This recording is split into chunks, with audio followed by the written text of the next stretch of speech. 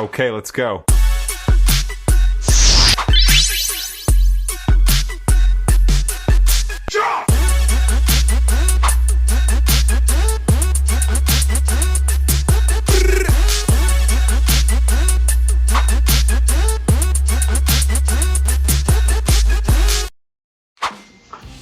Good day mga paps! Welcome back to my channel. So for today's video mga paps, papakita ko sa inyo yung mga ginawa na namin sa aming sasakyan, yung mga in-upgrade na namin. So ito nga mga paps. So una kong ginawa mga paps ay pinapalitan ko na agad ng kulay yung bumper na dating color black ay ginawa rin natin color white para bumagay din siya sa body ng sasakyan natin na white at medyo mas elegant sa tingnan mga paps pagka naka-white na lahat yung bumper pati yung sa harap at sa likod mga paps. Ayan.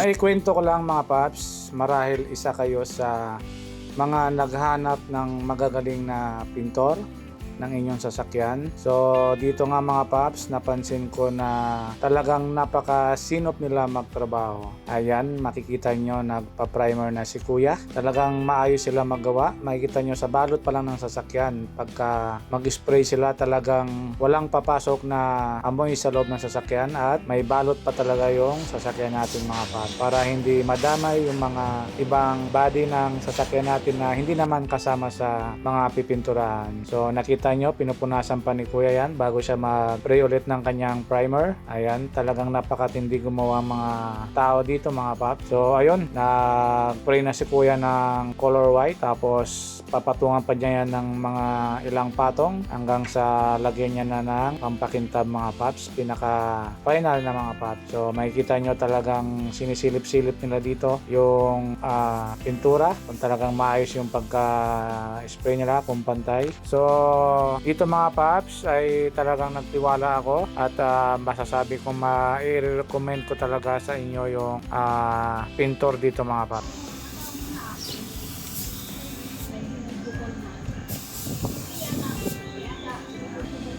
Okay mga paps, so papakita ko sa inyo yung pinag-iba nung bumper ko pagkatapos na mapinturahan mga paps. So ito na siya, ayan na, puti na siya.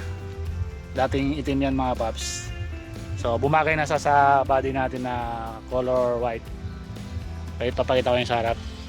Sa sino ba ito? May extra naman dito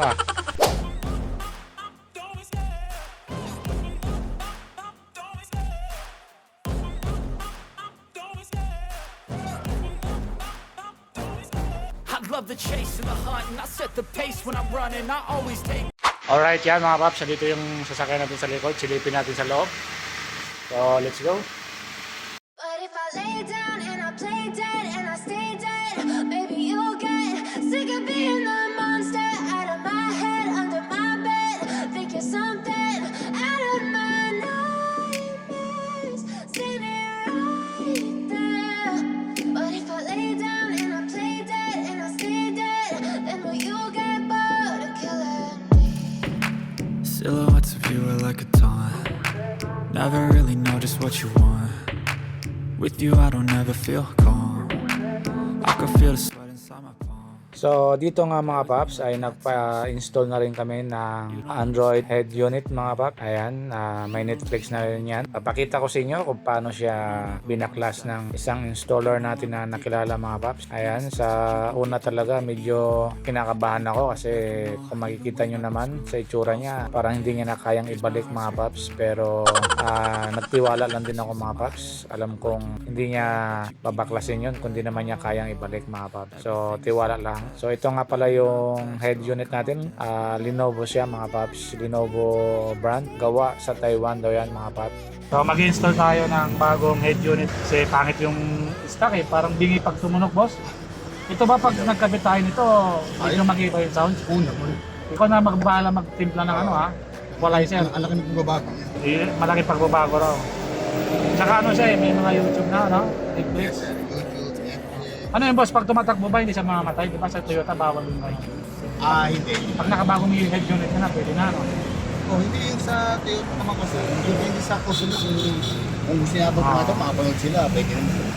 Ito legit to, expert na expert, galing Banawi pa to si Bossing. Bata pa, nasa Banawi na. Ayan, tinan nyo, sira-sira na agad yung mga ano natin, no? Baklas-baklas na, oh. Pag may sumubrang tornilyo to, Oh, bibigay ko siya, sir. bibigay to sa atin yung bossing. Oh, Ibig sabihin, wala akong ano dyan. so walang putol yung wire niya, mga paps, oh. Wala tayong pinutol dyan. Wala Kaya tayong plug and play kung tawagin siya. So yan yung mga dinadaanan ng wire natin, mga paps. So ito na nga mga paps, malapit na matapos ni Kuya yung ini-install niya sa atin na Android head unit, mga paps. Ayan, binabalik niya na yung mga tornilyo. So ito na nga siya, mga paps, ganito na yung magiging itsura niya. Ayan mga paps, napakagaling talaga ni Kuya. Akalain mong naibalik pa niya sa dati yon. So ayan, nagkaroon na ng power. At nagkaroon na nga ng power, mga paps. Sinusubukan na ni Kuya yung mga pindutan kung gumagana lahat. Ayan, ini-isa-isa na po niya. At meron na rin tong FM. Kung wala kang internet, pwede kang gumamit ng FM radio. Tapos ito, equalizer, mga paps, kung gusto mo timplahin para maibagay niya yung sounds na gusto mo. Ayan mga paps, tinitimpla na ni Kuya. So pwede mong galawin niya. At nagpa-install na rin tayo ng 3-way camera, mga paps. Okay, ito boss, 3-way camera. Oo. Kita yung pasahero sa loob. Oo. Nakuha mo yung SD card. Oh, hindi ano nakalagay no. Ilang gigabytes yan, boss? 30 yan. Ha? 32, automatic delete naman yan. Oh, malinaw nga. Ito yung 3-way dashcam natin, no? Ang ganda, bossing. Itong dashcam na to, mga paps, ay bagay na bagay sa mga biyahero nating kasama. Kuhang-kuha niya yung galaw sa loob, mga paps. So, sa mga gusto ma-record yung mga galaw sa loob ng sasakyan, mga paps, ito yung bagay na bagay para sa inyo, mga paps, na dashcam. Ayan. Ayan, nagpakabit din tayo ng 3-way dashcam kay bossing, oh. Kita na yung tao sa loob.